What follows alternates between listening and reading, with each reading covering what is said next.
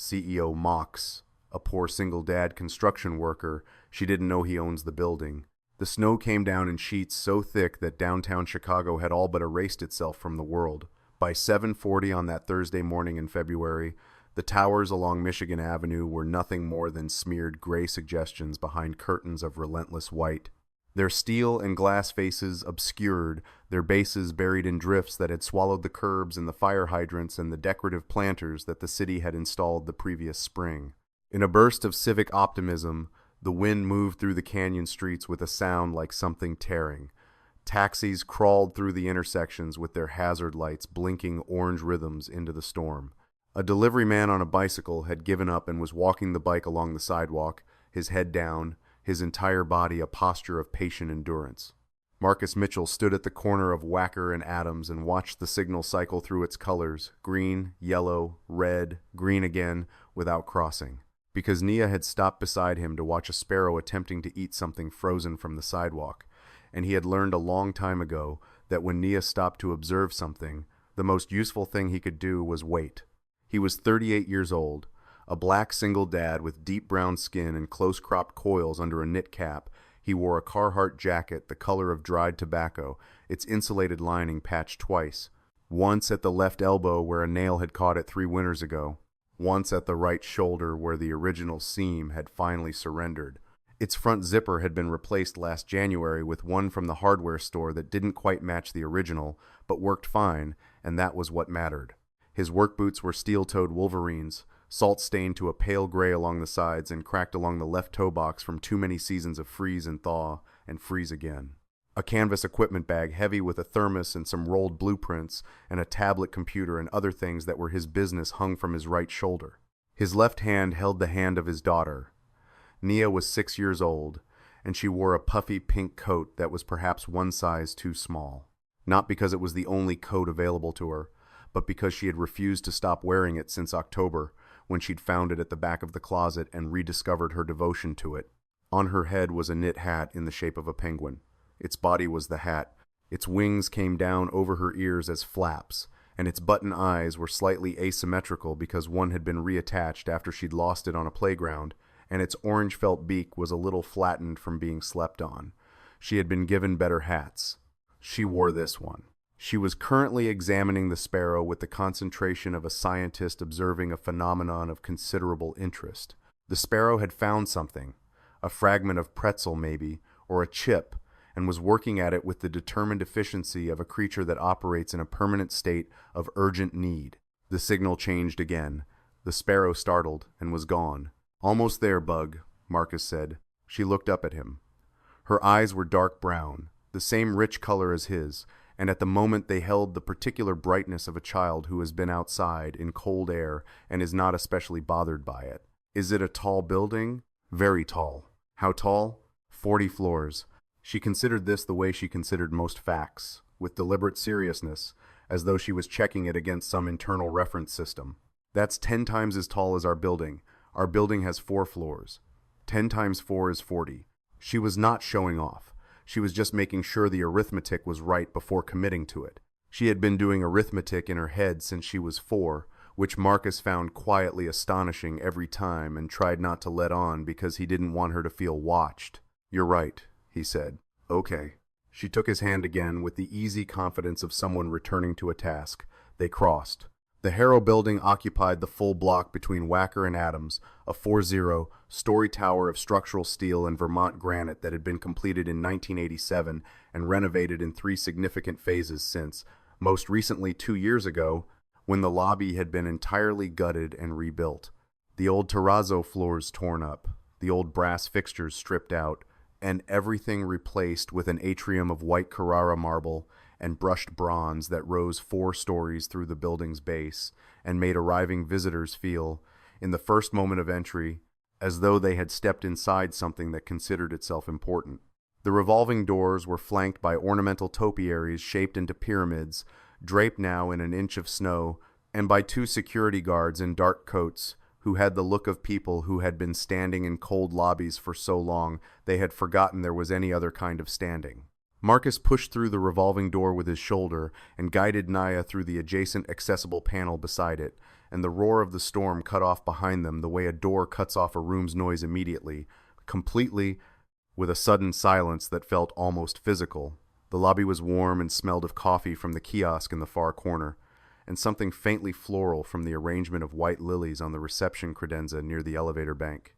The marble floor shone under recessed lighting, a bronze sculpture at the center of the atrium, an abstracted figure with its arms raised toward the ceiling in a gesture that might have been celebration or supplication, the artist having declined to specify, caught the overhead light and distributed it in long gold lines across the floor that shifted slightly as people moved through them. Naya looked up at the ceiling. Her mouth opened slightly.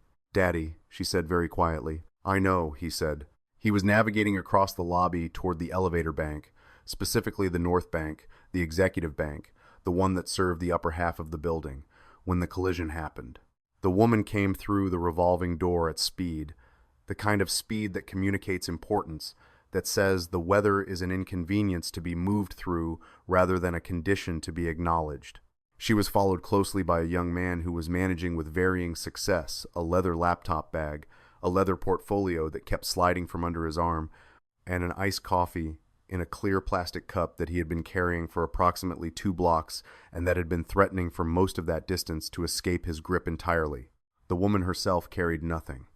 She wore a charcoal wool coat that fit her with the precision of something made specifically for her body over what was visible of a structured ivory blazer. Her hair was the particular shade of dark blonde that comes from excellent highlights maintained on a regular schedule. Her heels clicked against the marble with a sound like a metronome set to allegro, and she was on her phone, her voice low and clipped, her eyes fixed at the middle distance of someone engaged in a conversation that is more important than where they are walking. She walked directly into Marcus's left shoulder.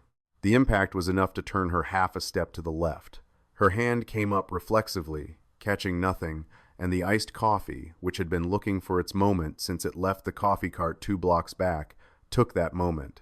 It came down in a long, unhurried diagonal arc and landed squarely on the front of Marcus's jacket, the brown spreading outward through the heavy canvas in a stain that was immediate, total, and clearly not going to come out in any hurry. The cold hit him first, then the smell, then the sound of Naya's sharp intake of breath. He stopped. He looked down at the scene. He looked up. Olivia Grant, CEO and founder of Grant Capital Partners, 41 years old, the anchor tenant on the 43rd floor, and as of 11 months ago, the lead party in negotiations to acquire the very building she was standing in, was already looking at him. Not with apology, not with the startled, reflexive guilt that most people produce in the first second after an accident, with something that arrived faster than guilt. Her eyes moved across him, the way eyes move across a room being appraised for value. The stained jacket, the equipment bag, the salt-damaged boots. The small black child in the penguin hat pressing herself against his leg. The assessment took 2 seconds, perhaps less. It was comprehensive. "You should watch where you're going," she said. Marcus blinked once. The deliberateness of the blink was the only sign that he had heard what she'd actually said rather than what he might have expected her to say. "I was watching where I was going," he said. "My coat." She looked at her own sleeve, where a single brown droplet had landed near the cuff. She brushed it away with 2 fingers quickly, the way you'd brush away something that had no right to be there. "I'm sorry about your coat," Marcus said. His voice was even. "My jacket seems to have absorbed most of it." She looked at the jacket again, at the stain, at the patch on the elbow, at the replacement zipper. Something passed through her expression. It was not guilt, and it was not quite contempt in its fully formed state. It was closer to the preliminary stage of contempt, the moment when a judgment about a person solidifies from impression into conviction. "Ryan," she said to her assistant without looking at him, "get the car to come around to Adams. I'll need 10 minutes. Then she walked around Marcus as though he were a structural feature of the lobby, a post, a column, something fixed and without reaction, and continued toward the elevator bank. She stopped at the security desk. Marcus, his hand back in Naya's, continued toward the north elevator bank. "Excuse me." He turned. Olivia Grant was standing 6 feet away with her weight on one foot and her arms loosely crossed in the posture of someone who is prepared to be patient for approximately as long as they decide to be. Her assistant, Ryan, 26, Yale, 18 months into this position, already expert in the art of becoming invisible when necessary, had stopped slightly behind and to her left. His eyes cast downward at the laptop bag strap he appeared to be examining for wear. "This isn't really a public building," she said. Her tone was that of someone explaining something that should not require explanation to someone who should already know it. "The lobby is accessible to tenants and their guests during business hours. Are you here for a specific purpose?" "I have a meeting," Marcus said. "A meeting?" She repeated the phrase with a precision that communicated doubt.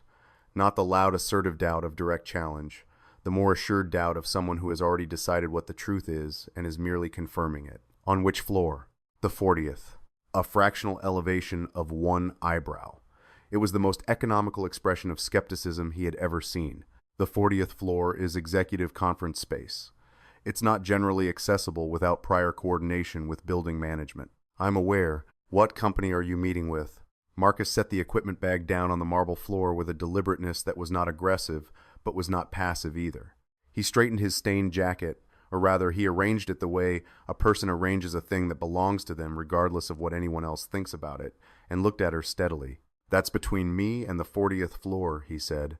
At the security desk, Marcus, the morning shift guard, who had been doing this job for 2 years and had developed the observational acuity that comes from spending 8 hours a day watching people navigate lobbies, was paying careful and entirely unapparent attention to this exchange. He recognized Marcus Mitchell. He had seen the name on the access list 3 times in the past 2 months during preparation for the closing. He had been briefed briefly by Gerald Forum the previous afternoon. He knew exactly what was about to happen if Olivia Grant continued down this particular road, and he was experiencing the specific helplessness of a person who can see an outcome clearly but is not positioned to prevent it. Olivia turned toward him. "Marcus, has this gentleman checked in?" Marcus composed himself. "Good morning, Miss Grant. I was just about to—" "Has he checked in?" "Not yet, ma'am. They arrived just before you came through the door." She turned back to Marcus Mitchell with the look of someone who has been proved right by facts. "Perhaps you could come to the desk and provide identification before proceeding further into the building." "I know how the process works," Marcus said. "We've been in the lobby for about 45 seconds. People who have business here generally know to check in at the desk on arrival." The sentence was smooth and even, shaped like a statement of policy, but carrying the payload of something else entirely. It's simply how it works. Nia was not looking at the sculpture anymore. She was looking at Olivia Grant with the open, undefended attention that children bring to things they are genuinely trying to understand, the way they look at a math problem that doesn't resolve or at a word whose meaning they haven't been taught. She was not frightened. She was attempting to figure out what she was seeing. "Is this your daughter?" Olivia asked, her gaze moving to Nia with what might have looked from a distance like concern. "Yes," Marcus said. The single syllable was flat and even and contained. For anyone listening carefully, a clear demarcation of territory. "You've brought her to a business meeting. Her school has a teacher development day." "I see." Olivia's eyes moved across Nia with the same appraising efficiency she had applied to Marcus. The coat that was too small, the penguin hat, the small boots with Velcro straps that had a cartoon narwhal on the side. "You know, the city actually has a number of programs specifically for working parents in situations like this. Supervised group care, day programs at the community centers for people who find themselves without other arrangements." She said it in the tone of someone performing a kindness. That was the thing about it. It was precisely calibrated to sound helpful. It was not helpful. "Thank you," Marcus said. His voice had not changed in volume or cadence, but something had shifted in it, some quality of temperature. "We'll head upstairs now. I only mention it because it's not really appropriate to bring a child into a professional environment." She made a gesture, brief and dismissive, that swept Marcus, his jacket, his bag, and whatever category of person she had assigned him to into a single economical motion. "Understood," Marcus said. "Thank you for your concern." He picked up the equipment bag. They walked toward the north bank. He was perhaps 30 feet from the elevator doors when her voice came across the lobby again, carrying the easy confidence of someone accustomed to rooms that belong to them. "You know what does concern me, though?" He kept walking for 2 more steps. Then he stopped. He did not turn around immediately. He stopped, and there was a moment, brief, contained, in which something internal completed itself. Then he turned. "That coat," Olivia said. She was still standing where she had been, and her voice had taken on the measured, considered cadence of someone giving careful voice to a genuine concern. Someone who has thought about this, someone who only wants what is right, is at least a size too small. Those boots, they're not waterproof, are they? And she was outside in a blizzard. A pause, precisely long enough. I just think that if a person finds themselves in a situation where they can't adequately, where they're not in a position to provide, she stopped, tilted her head slightly. Some people should perhaps think carefully before taking on that kind of responsibility. The lobby was not large, but it was not small, and it was not empty. There were people at the coffee kiosk, a woman waiting for the south elevators, a man in a long coat reading something on his phone near the door.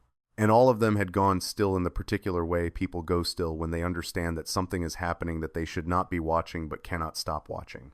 Marcus at the security desk was looking at his keyboard with the fixed, unseeing focus of a man who has decided his keyboard is the most important thing in the room. Stop! The word was not loud. There was no raised voice, no sudden heat, no performance of anger.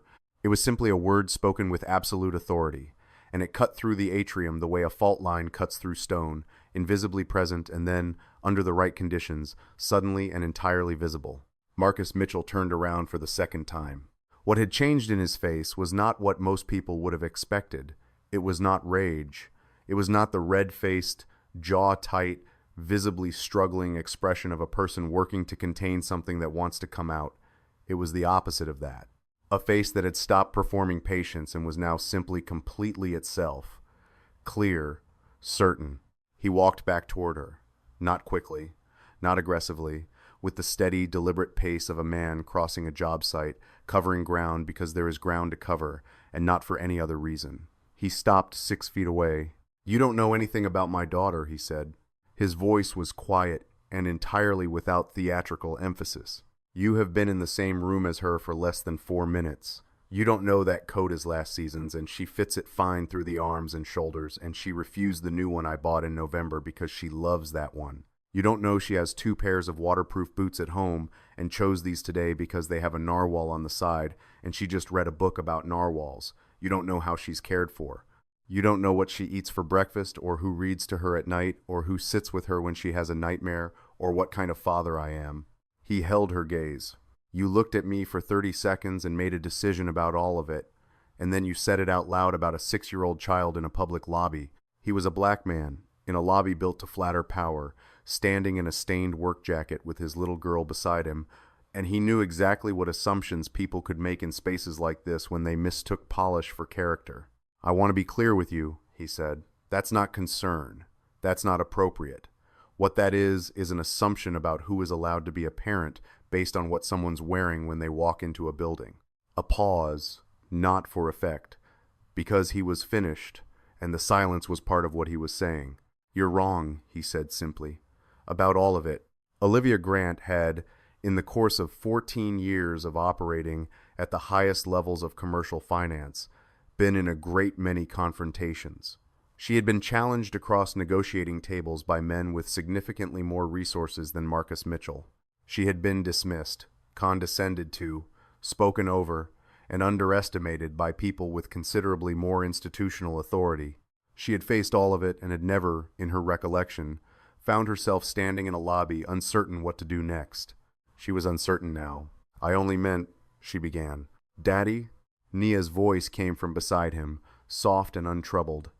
The voice of a child who has not fully understood everything that was said, but understands enough to know that what would be useful now is movement. "We're going to be late for your meeting." He looked down at her. The certainty in his expression did not soften.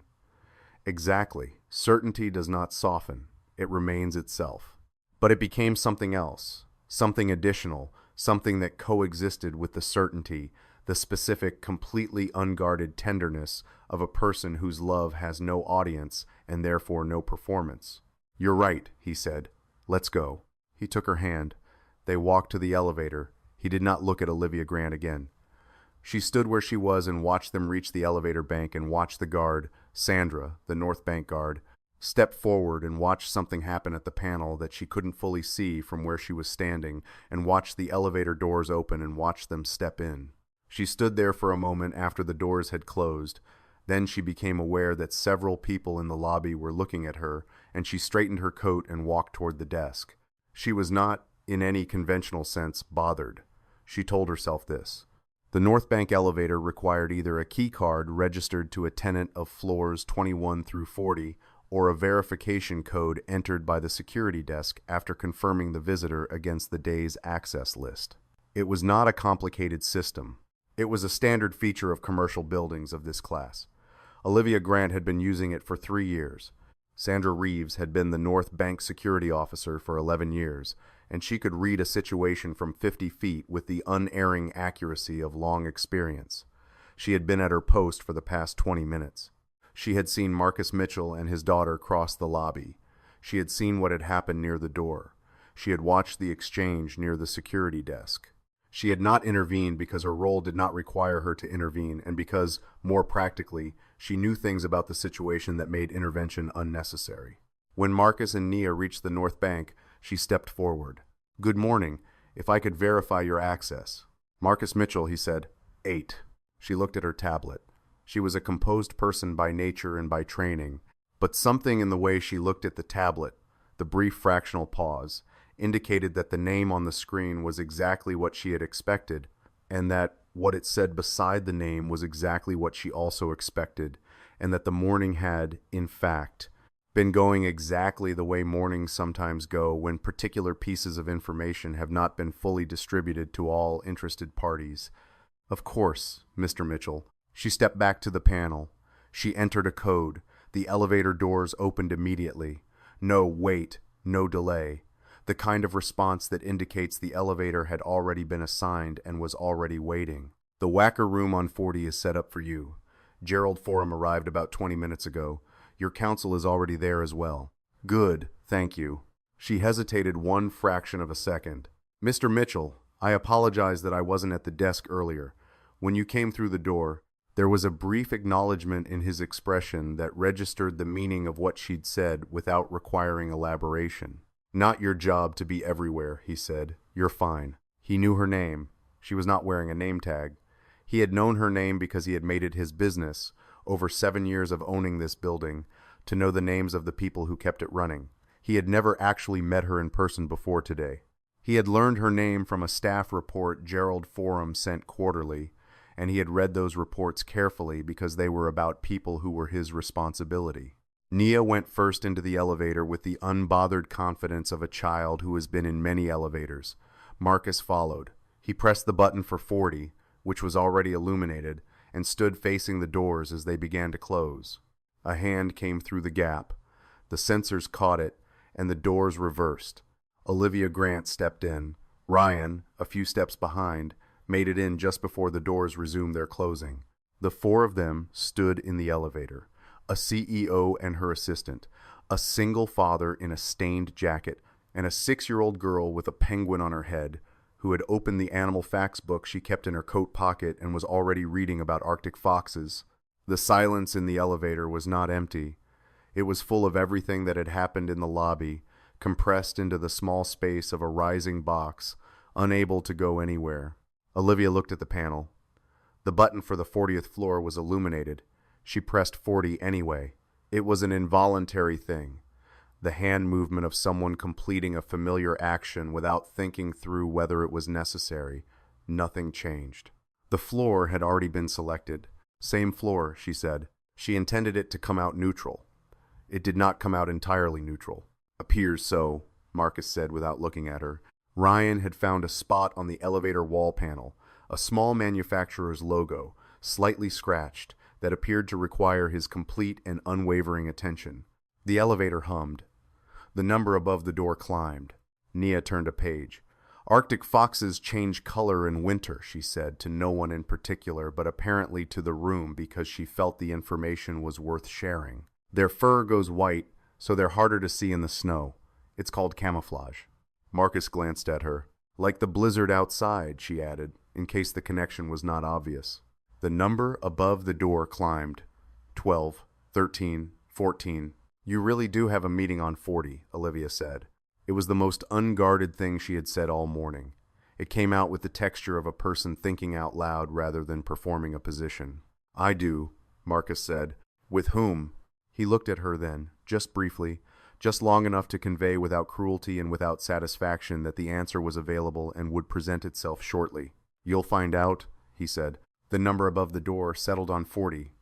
The elevator slowed. The doors opened. The 40th floor of the Harrow building was not a floor that people worked on in the conventional sense. There were no workstations, no communal kitchens with hand-printed notes above the coffee machine about whose mug was whose.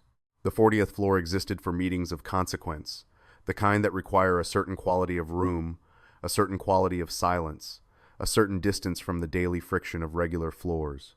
The carpeting was deep charcoal, the walls were pale oak, the overhead lighting was tuned warm.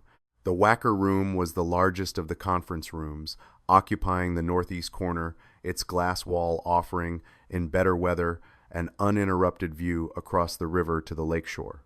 On this morning, the windows showed only white.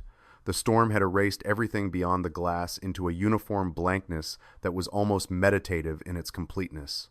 Through the glass wall of the room, visible from the elevator lobby, the table was arranged for a meeting of 8, water glasses at each place, a carafe of coffee at the center, steam still rising, folders, documents, pens.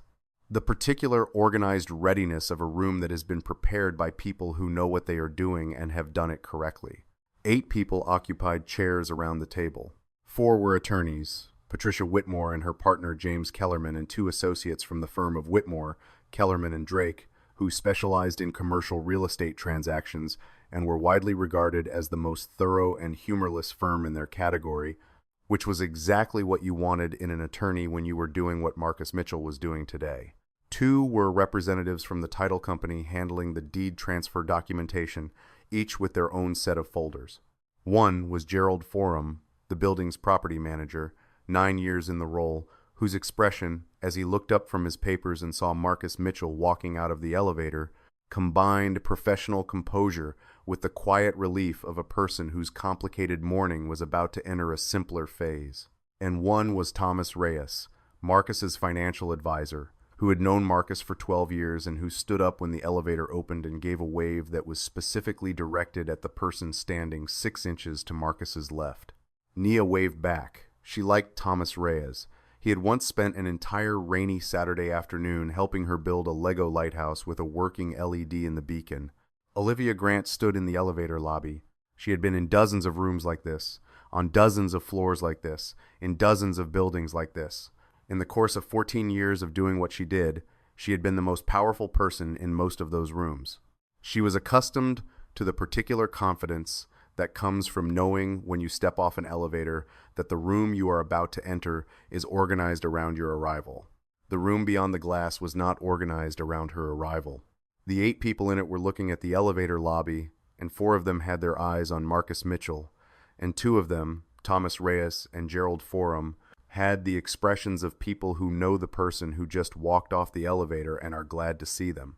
The receptionist, Claire, composed and thoroughly briefed, rose from behind the curved desk. "Mr. Mitchell, good morning. Welcome." She looked at Nia. "And Miss Mitchell, we have the lounge ready for you. Colored pencils, the activity cards, and I believe Thomas left a book about marine animals in there last time." Nia looked at her father. "It's okay, Bug. You see Thomas in there?" Marcus nodded toward the glass. Nia looked. Thomas Reyes gave a second, more emphatic wave. "Will you be done soon?" Nia asked. "About an hour. Maybe a little more."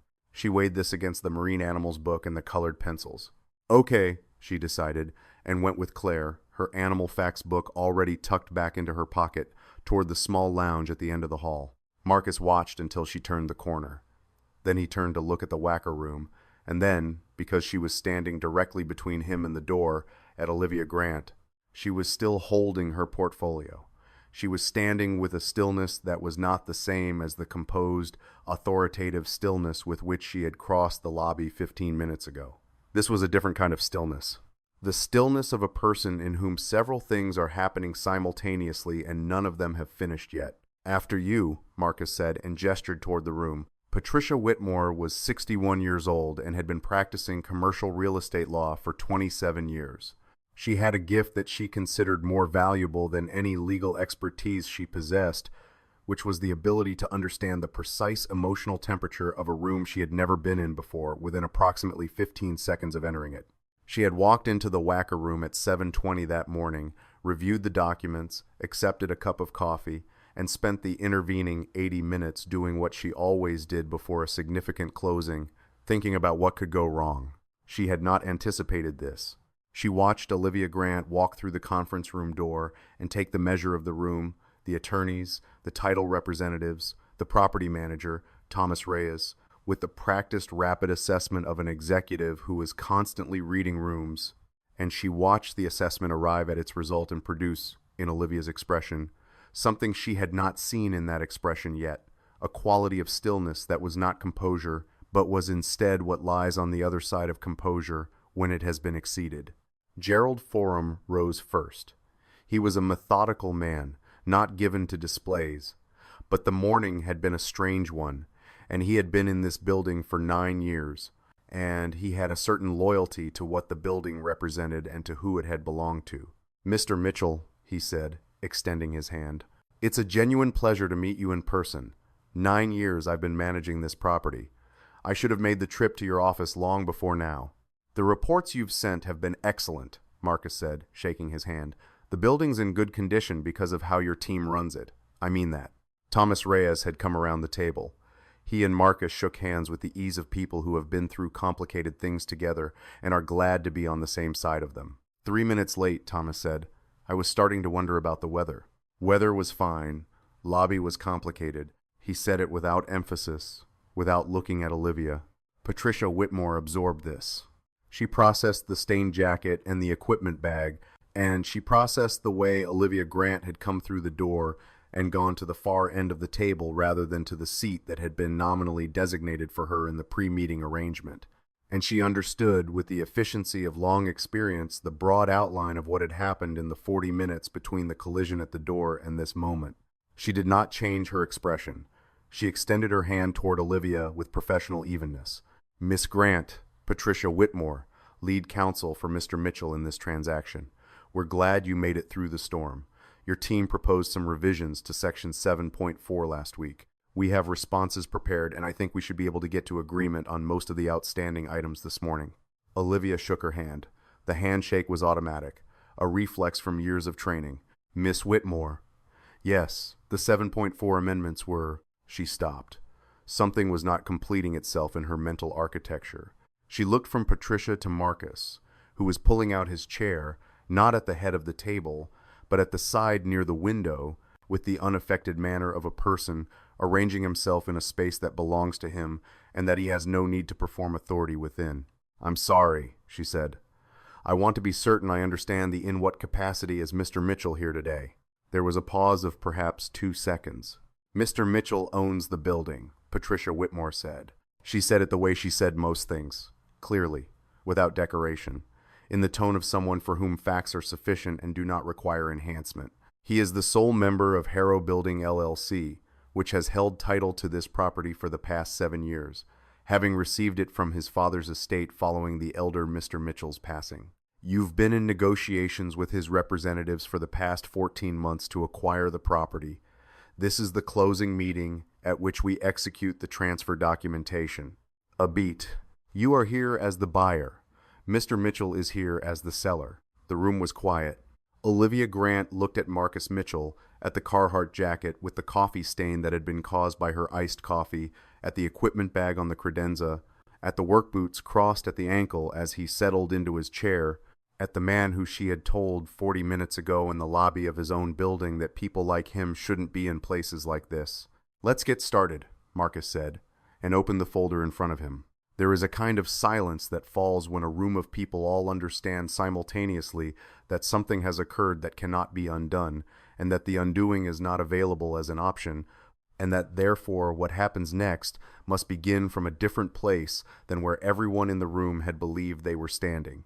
It is not the silence of shock, which is louder and more disordered. It is the silence of a completed equation, of a door that has finished closing. That silence lasted perhaps 5 seconds in the whacker room. Then the attorneys opened their folders, and the title representatives arranged their documents, and Gerald Forum straightened in his chair, and Thomas Reyes poured himself a second cup of coffee, and the business of the closing began to fill the room with the purposeful, impersonal noise of consequence being managed. Olivia Grant had taken the seat across from Marcus. She had set her portfolio on the table and placed her pen beside it and arranged herself with the care of someone executing precise motor control because other things are currently occupying significant cognitive resources. She was, by any reasonable measure, a person of exceptional composure. She had built something real and substantial over 14 years of work that had required, at various points, facing down people with significantly more power and resources and institutional backing. She did not collapse under pressure. She was not given to visible distress. She was also a person who had approximately 40 minutes ago told a man in a lobby that his child might be better off if he hadn't had her.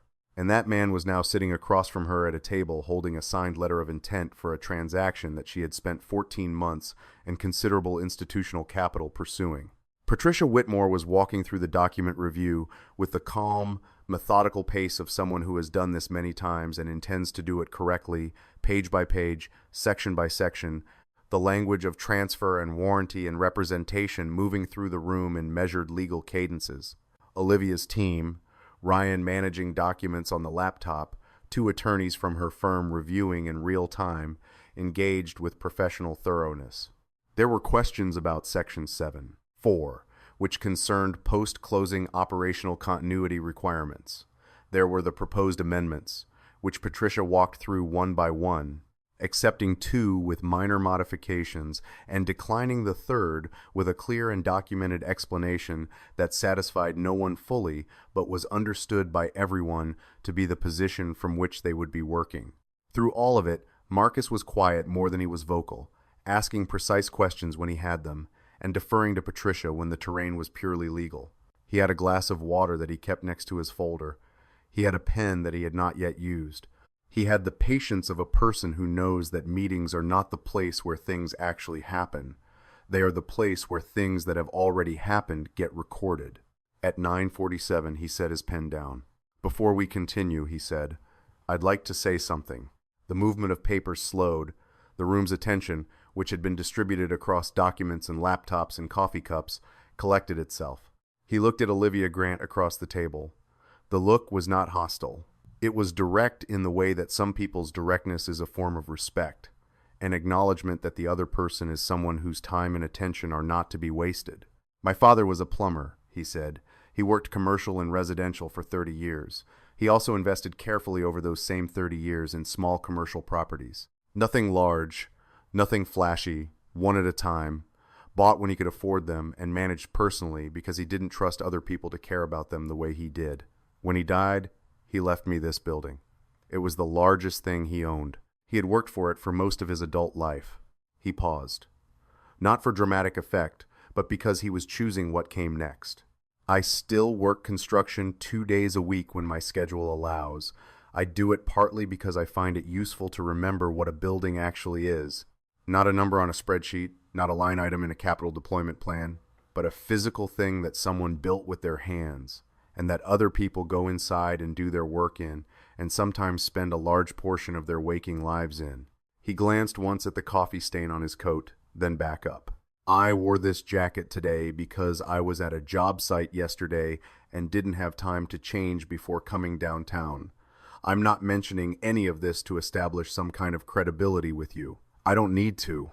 His voice was quiet and entirely level. "I'm mentioning it because I want to be precise about what I'm about to say, and I want the context to be accurate. What happened in the lobby this morning happened to a man in a work jacket.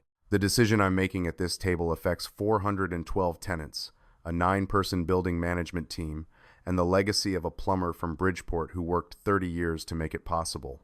Those things are connected. I think it's worth saying that out loud." He held the room's attention without effort, which is the only way a room's attention is worth holding. He was not performing. He was simply saying things that were true in the order in which they needed to be said. "You told me this morning that I didn't belong in this building," he said. "You suggested that my daughter was insufficiently cared for. You said, and I want to be precise because this is the part that matters most, that some people should think carefully before having children if they can't provide for them.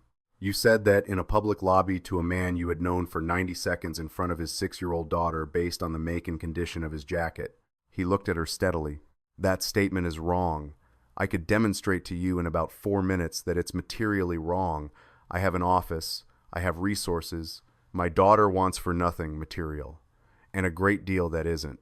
But that's not the point, and demonstrating it would miss the point entirely, because the wrongness of what you said doesn't depend on my circumstances. It depends on the fact that you said it to a person you had not given 30 seconds of actual attention to, and that you said it with complete confidence, and that you used a child to say it. A water glass was set down very carefully somewhere to his right. I've been a landlord for 7 years, he continued. This building has tenants who are accountants and tenants who are tailors and tenants who run a repair shop on the ground floor that's been there since before my father bought the building. Some of them are in this lobby every day in work clothes very similar to mine. Some of them bring their kids to the office when school doesn't open. What I'm deciding right now is whether to hand custody of this building to someone who looked at one of those people, who happened to be me, and concluded in 30 seconds that he was the wrong sort of person for the space he was occupying. He let that settle. Patricia Whitmore, who had spent 27 years in rooms where power was exercised and contested and occasionally misread, was looking at the table in front of her with a quality of attention that was extremely careful and entirely internal. Gerald Forum's expression had the quality of a man watching something he will carry with him for a long time. Ryan was looking at his laptop with absolute concentration. The laptop was closed. This transaction is not in question, Marcus said. The terms are fair. The documentation is sound. And Patricia will tell you the legal framework is as tight as anything she's worked on in the past 5 years. That is not the issue. He folded his hands on the table. The issue is what kind of stewardship I'm handing this building to. My father took 30 years to build what made this possible. I have a responsibility to what he built and to the 412 people who work and operate inside it to make this decision carefully. The financial terms are one part of that decision. They are not the whole of it. He stopped. He had said what he needed to say. The room held its silence. Outside the windows, the storm continued. The city was still invisible beyond the glass, erased to white, patient, waiting for the weather to pass the way cities wait for all things to pass, which is simply by continuing to be there until they do. Olivia Grant had not built what she had built by refusing to look at things clearly. The skill that had carried her further and faster than most of her contemporaries, more than intelligence, more than financial instinct, more even than the capacity for work that had consumed her 20s in ways she could only now assess with any perspective, was a specific, sometimes uncomfortable form of honesty. Not honesty with other people as a primary value. Honesty with herself about what was actually happening as opposed to what she wanted to be happening or what had been happening 5 minutes ago before circumstances shifted. The circumstances had shifted considerably in the past 40 minutes. She was sitting across from the owner of a property her firm had spent 14 months pursuing, had committed 3 advisory teams and 2 law firms to, had structured a significant portion of its next 12 months of capital deployment around, and had identified as the anchor of a commercial portfolio expansion that she had presented to her investors with a confidence she had believed was fully warranted. She was sitting across from him, and he had just said, with the unhurried certainty of someone who has earned the right to be unhurried and certain, that the decision of whether to complete this transaction was at this moment not entirely about the financial terms. She thought about the lobby. She went over it with the thorough, unsentimental attention she applied to postmortems on failed transactions, on strategies that hadn't played out the way she'd modeled them, on errors of judgment that had cost her in quantifiable ways. She went over the moment by the door, the coffee, the assessment, the things she had said near the security desk, the things she had said before they got to the elevator. She thought about the last thing she had said about the child. She thought about her own daughter, Clara, 11, currently at school in Evanston. Currently, as best Olivia knew, perfectly fine in a coat that fit her correctly because Olivia replaced it every fall. She thought about what it would feel like to stand in a lobby somewhere with Clara beside her and have a stranger look at both of them for 30 seconds and conclude out loud, in front of other people, that she was perhaps not suited to be someone's parent. It would feel, she thought, like a very particular kind of violation, not the kind that makes noise, the kind that lands quietly and sits. She put her pen on the table. "You're right," she said. Patricia Whitmore did not move. Gerald Forum did not move. The room received the 2 words with a stillness that was different from the previous silences, less loaded, more expectant. I made assumptions this morning that I had no basis to make, and I made them quickly and with considerable confidence, that's the part I find most difficult to look at clearly. She kept her voice level. It was one of the more demanding things she had done recently, keeping her voice level while saying this. The confidence, the speed, I wasn't uncertain about any of it, and I had no actual information. That's not a small error, that's a systematic one. She paused. What I said about your daughter has no defense. There is no reading of it that makes it appropriate. It wasn't concern. It was an expression of contempt that I dressed up as concern. And I knew that when I was saying it, and I said it anyway because I was confident I was right about what I was looking at. She stopped, and for a moment her composure did something that composure rarely does. It simply allowed what was underneath it to be briefly visible. I was wrong, and I'm not going to tell you it was a misunderstanding or that the context was there's no context that rehabilitates it. I said what I said. Marcus watched her. I don't know, she continued, whether what I did this morning should end this meeting or not. That is genuinely your decision, and I have no standing to argue for a particular outcome. What I can tell you is that I understand what I did. I understand what it says about the judgment I brought to this lobby today, and I understand that those are the same faculties I would be bringing to the management of this building and the people in it. A pause. That's not a comfortable thing to sit with. The room was very quiet. Thomas Reyes was looking at his water glass. Gerald Forum was looking at the window. Marcus Mitchell was quiet for a long moment. He looked at the documents in front of him, then at the window, then finally back at Olivia Grant. I appreciate that, he said. It was not forgiveness. It was not absolution. It was not a dismissal of what had happened or a signal that it would be forgotten. It was the acknowledgement of a person who has been heard by someone who had decided to listen carefully before deciding anything. The rest of the meeting took 2 hours and 14 minutes. Section 7.4 was resolved with modifications that satisfied both parties adequately, if not perfectly, which is generally the best outcome available in matters of this kind. The escrow arrangement was finalized. The timeline for operational handover, the transfer of day-to-day building management from Gerald Forum's team to Grant Capital Partners' designated property management firm, was discussed in detail, and a phased schedule was agreed upon. 3 months of parallel operation, with Forum's team remaining available for consultation through the first year. Gerald Forum received this arrangement with the expression of a man who had not known whether he would be retained in any capacity and was relieved to find that he would be.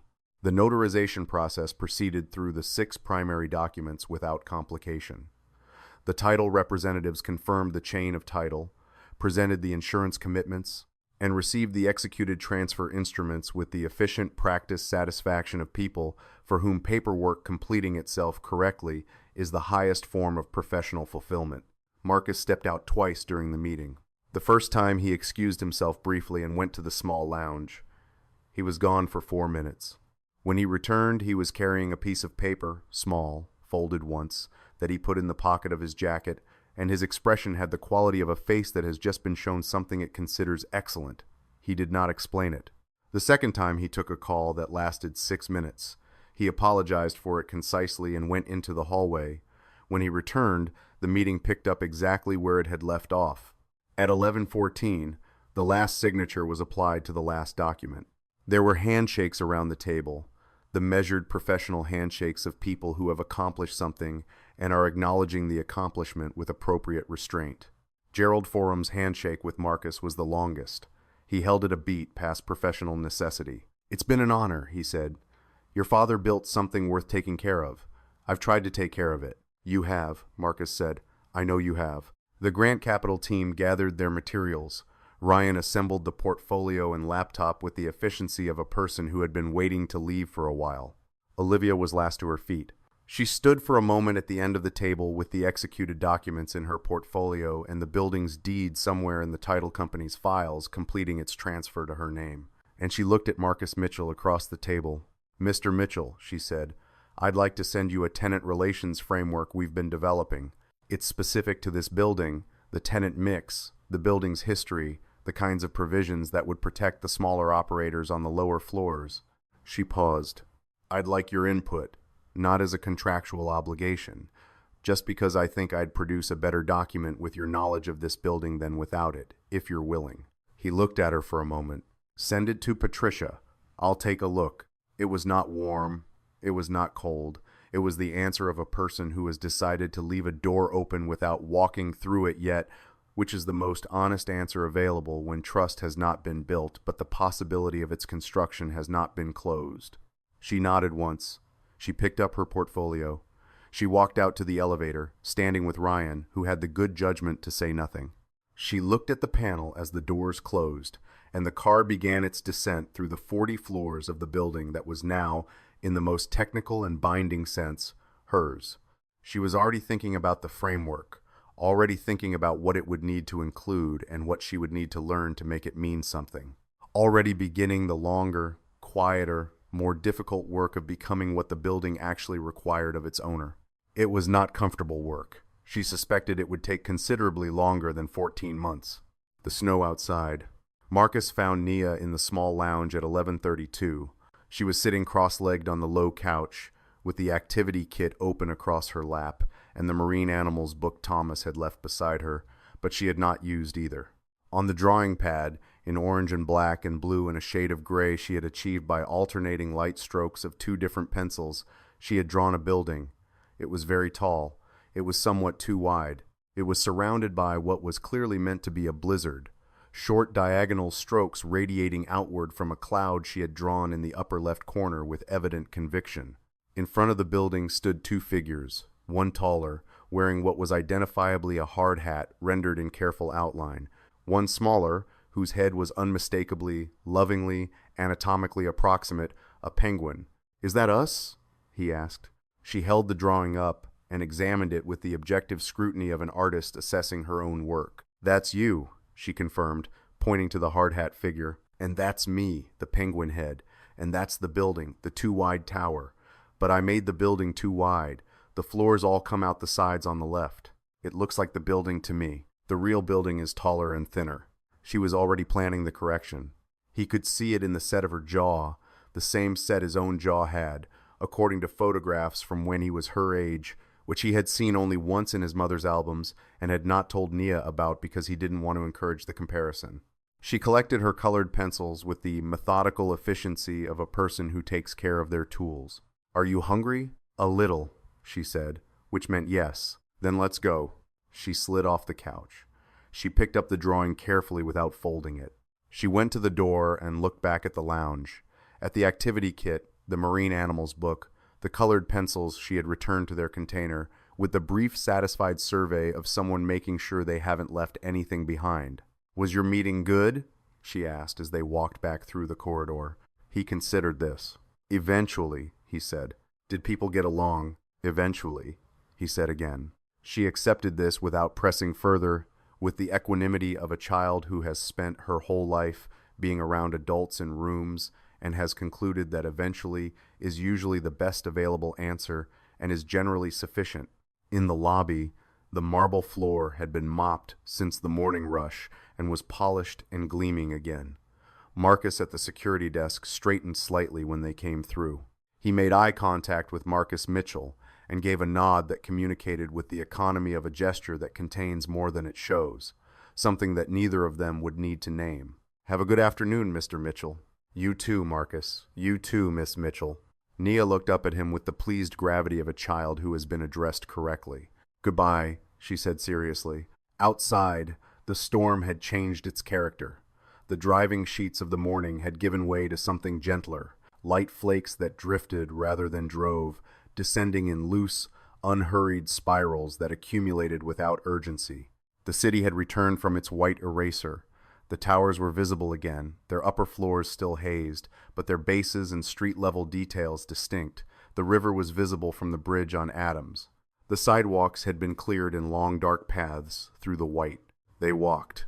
Nia walked with her free hand holding the drawing carefully away from her body, flat so the wind wouldn't crease it.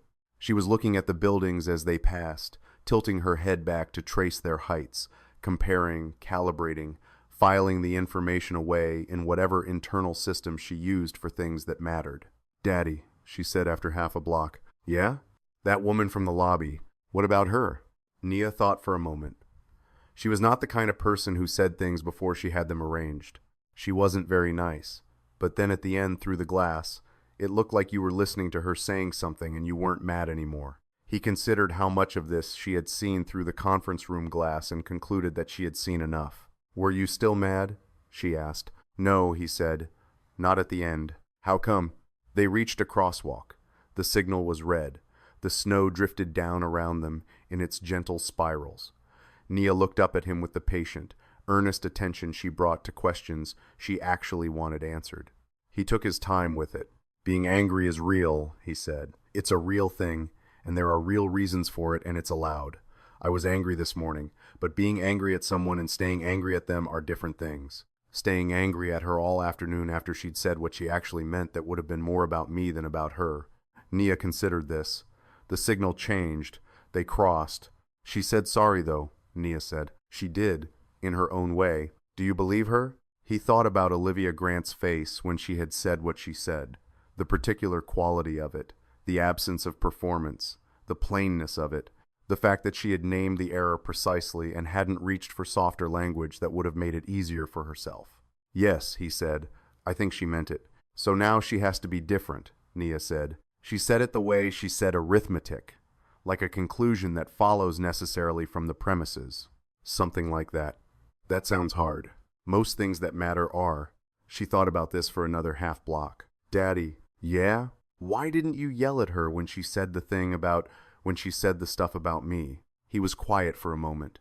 The parking garage was ahead, its entrance a dark rectangle in the white facade of the building's base. "Because yelling at her would have been about making myself feel like I'd done something," he said. "And I didn't need to do something. I needed her to understand something. Those are different." Nia absorbed this. They reached the garage entrance and turned in out of the snow. "The drawing," she said, looking at it in her hand as they crossed the concrete floor toward the truck. "I'm going to fix the building when we get home. Make it the right shape. You don't have to fix it. It's good. I want it to be right." She said it without drama, without urgency, just as a simple statement of what she intended. She folded it carefully once and put it in her coat pocket alongside the animal facts book. He unlocked the truck, a 10-year-old black F, 150 with a cracked dashboard and a rear seat that folded flat for equipment and a heat system that worked perfectly and mattered considerably more than the dashboard, and helped Nia up into the booster seat and buckled her in. Then he went around to the driver's side. He sat for a moment before starting the engine. Through the garage entrance, he could see the snow still coming down, the street outside white and quiet. Somewhere in the building 2 blocks over, Olivia Grant was probably on the phone or already in a car heading back to the 43rd floor of her own building, beginning the process of holding what she had acquired, beginning the work of being worthy of it. He didn't know if she would manage it. He genuinely didn't know. Some people did, when they were confronted not with anger but with clarity, when the mirror was held steadily enough and long enough that looking away stopped being an option, and all that was left was the question of what to do about what you'd seen. He thought she might. He was willing to wait and find out. He started the truck. "Where do you want to eat?" he asked. "Somewhere with pancakes," Nia said with the definitiveness of someone for whom this question has a clear and non-negotiable answer. "I know a place." She settled back into the booster seat and retrieved her animal facts book and opened it again because there were more facts in it than she had read yet, and the morning had been long and a little complicated, and facts were reliable in a way that mornings sometimes weren't. The truck pulled out into the white street. The snow came down around them, patient and indifferent and beautiful, covering everything equally. The marble towers and the small repair shops, the executive conference rooms and the tailoring storefronts, the people who owned things and the people who built them, and the people who mopped the floors, and the people who signed the documents, all of them moving through the same white city on the same winter morning, each of them carrying whatever they carried, going wherever they were going. Nia found a fact about humpback whales and read it twice to make sure she had it right. The city moved through the snow around them. They went to get pancakes. Epilogue.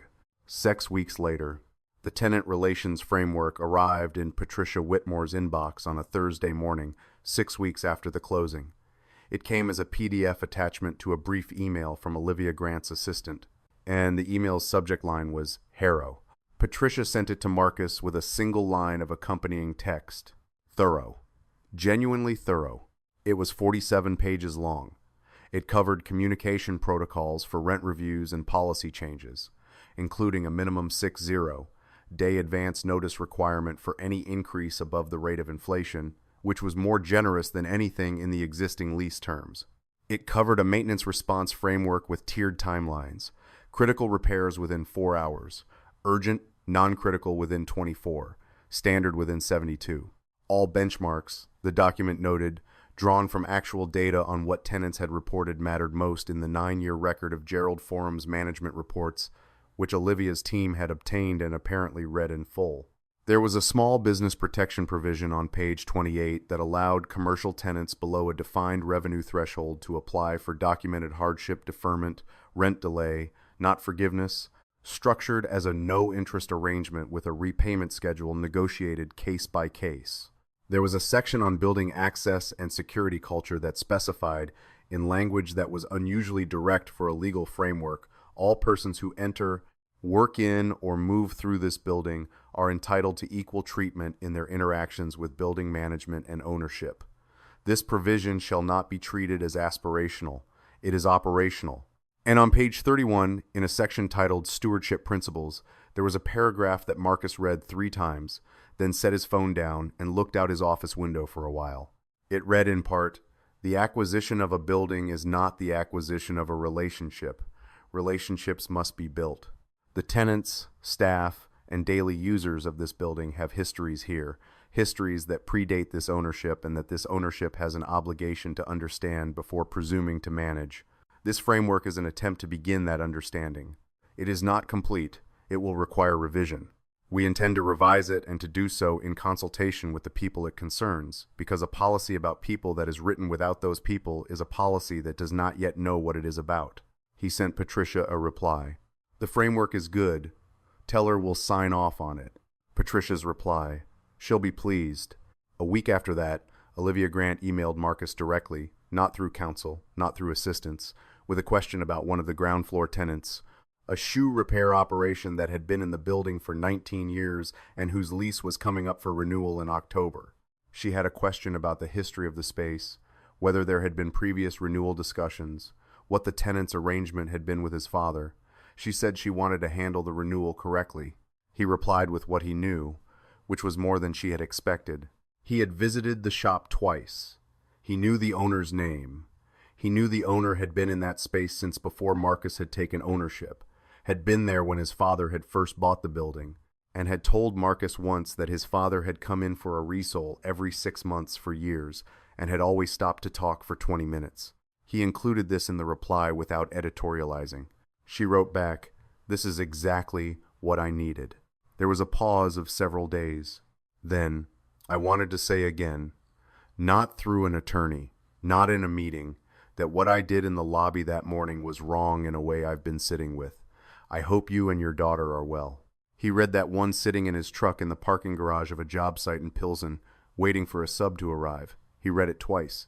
He thought about Nia, who had fixed the drawing when they got home that evening, had redrawn the building narrower and taller, correctly proportioned, with the same blizzard around it and the same 2 figures in front, the hard hat and the penguin head, and had put it in the frame she used for her best drawings and set it on the windowsill in her room where the morning light hit it. He wrote back, "We're well, thank you." It was not a long reply. It didn't need to be. Some things are complete in small amounts, the way certain structures are sound, not because of their mass, but because of the quality of what holds them together. Outside the garage, it had started to snow again. He watched it come down for a moment through the open bay door, soft and unhurried, covering everything equally. Then the sub arrived, and he got out of the truck and went to work. How fast do people in power decide a single dad doesn't belong just because of a work jacket and one hard morning? She judged by the coat and dismissed by the lobby. Mistook polish for character and contempt for concern. Tell me in the comments, what would you have done in his place when authority talked down to him before knowing the truth? Subscribe for more stories like this, and never forget, when the signed documents are real and the truth is steady, receipts don't just protect your name, they protect your child.